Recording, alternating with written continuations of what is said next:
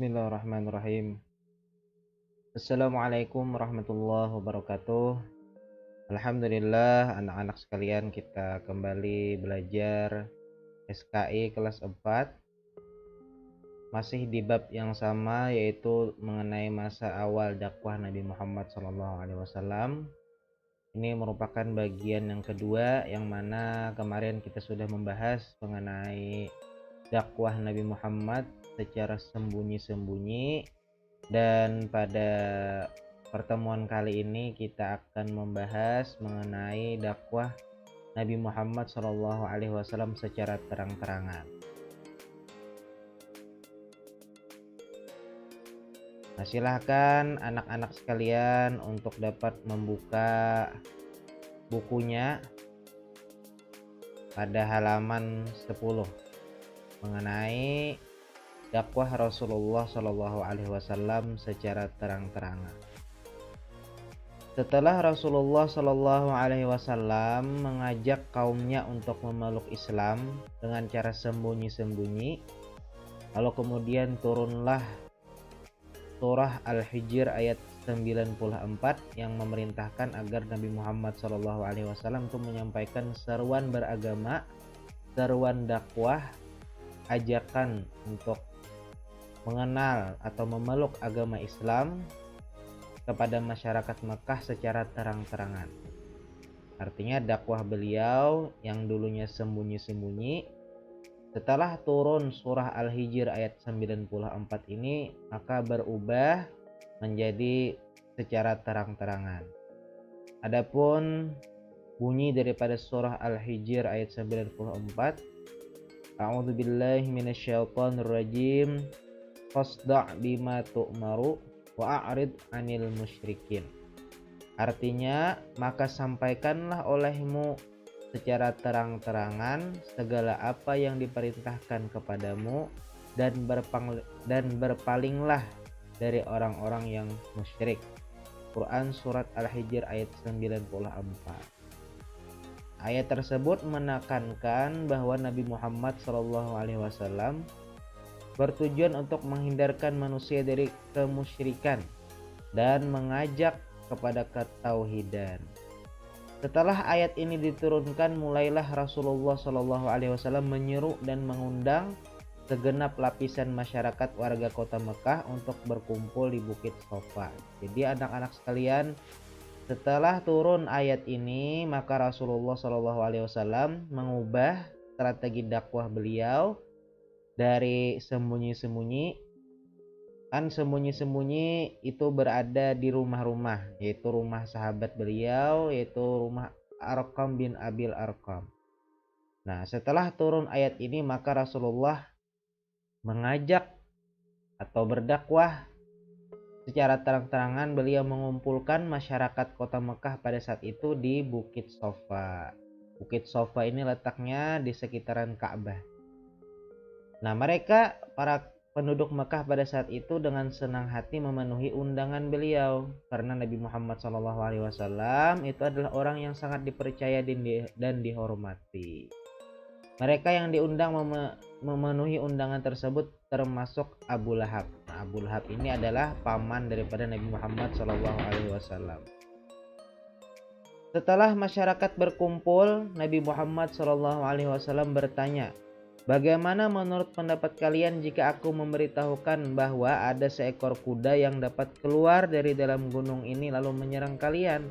Mereka menjawab, "Ya, kami percaya, dan kami tidak pernah mengetahui engkau berdusta." Nah, ini bahwasanya Nabi menegaskan bahwasanya Nabi Muhammad itu orang yang sangat dipercaya oleh penduduk Mekah. Bahkan jika beliau mengatakan nanti akan ada keluar seekor kuda yang akan menyerang kalian, maka orang-orang tersebut tentu, orang-orang Makkah itu tentu percaya, karena Nabi Muhammad dikenal sebagai orang yang dapat dipercaya. Kemudian Nabi Muhammad SAW berkata lagi, "Ketahuilah, sesungguhnya aku ini diutus oleh Allah Subhanahu wa Ta'ala sebagai pembawa berita akan adanya siksa Allah Subhanahu wa Ta'ala yang sangat keras." Nah, jadi Nabi Muhammad itu mengatakan, berdakwah, mengajak agar orang-orang Makkah itu agar dapat memeluk agama Islam, dan beliau mengatakan bahwasanya beliau itu adalah pembawa berita atau rasul, diutus menjadi rasul dan mengabarkan bahwasanya akan ada siksaan oleh Allah Subhanahu wa taala yang sangat keras. Nah, belum selesai Nabi Muhammad SAW berkata, Abu Lahab berteriak. Nah, karena marah dan memotong ucapan Nabi Muhammad dengan mengumpat, "Celakalah kamu Muhammad. Apakah hanya ini kamu kumpulkan kami semua?" Bersamaan itu pula Abu Lahab melempari Nabi dengan batu. Akhirnya pertemuan berakhir dengan kekacauan. Nah, jadi pada saat itu Nabi Muhammad berdakwah. Belum selesai dakwah Nabi Muhammad di Bukit Sofa, maka Abu Lahab ini berteriak, "Celakalah kamu," ujar Abu Lahab. Jadi Abu Lahab itu tidak setuju atau tidak sependapat dengan Nabi Muhammad SAW. Bahkan Abu Lahab itu melempari Nabi dengan batu. Selanjutnya di halaman ke-11. Dakwah Nabi Muhammad SAW ditolak dan didustakan paman beliau sendiri, yaitu Abu Lahab, dan istrinya Ummu Jamil. Meskipun secara nasab Abu Lahab, Abdul Uzza bin Abdul Muthalib adalah paman beliau Nabi Muhammad SAW, tetapi tidak segan-segan dia dan istrinya untuk mencelakai Nabi Muhammad SAW. Karena ulahnya Allah Subhanahu wa taala menurunkan surat Al-Lahab ayat 1-5 berikut ini sebagai balasan terhadap perbuatan Abu Lahab dan istrinya.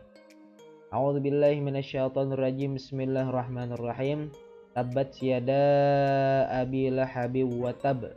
Ma aghna anhu maluhu wa ma kasab. Sayasla naran dzata lahab.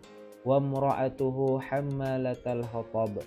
Fi jidiha hablum mim masad.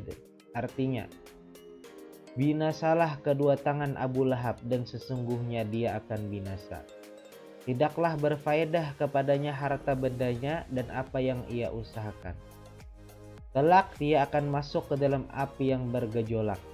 Dan begitu pula istrinya, membawa kayu bakar yang di lehernya ada tali dari sabut. Jadi itu ancaman yang akan atau hal yang akan Abu Lahab dapatkan nanti di api, di dalam neraka.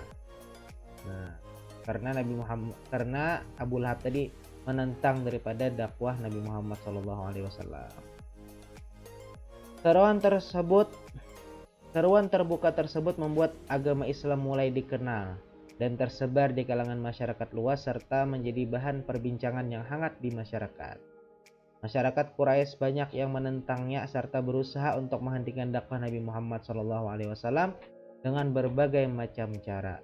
Di antara kaum Quraisy yang kejam yaitu Abu Lahab dan Abu Jahal. Nah, jadi dua orang ini merupakan tokoh utama yang menentang daripada ajaran Nabi Muhammad SAW. Namun dakwah Rasul tidak bisa dihentikan, bahkan keberanian umat Islam semakin bertambah setelah Umar bin Khattab masuk Islam. Menghadapi ancaman tersebut, Nabi Muhammad SAW beserta pengikutnya tidak mundur dan tetap berjalan. Sedikit demi sedikit dakwah Islam tetap berjalan hingga semakin banyak orang-orang yang masuk ke dalam agama Islam. Sampai sekarang kita masuk ke dalam ajaran agama Islam berkat usaha keras Nabi Muhammad SAW yang dulu berdakwah. Nah, jadi nanti bisa saja kalian baca lagi referensi-referensinya, baik yang di buku LKS ini maupun di buku-buku lain. Demikian pembahasan kita pada pertemuan kali ini. Salah dan khilaf mohon maaf. Wassalamualaikum warahmatullahi wabarakatuh.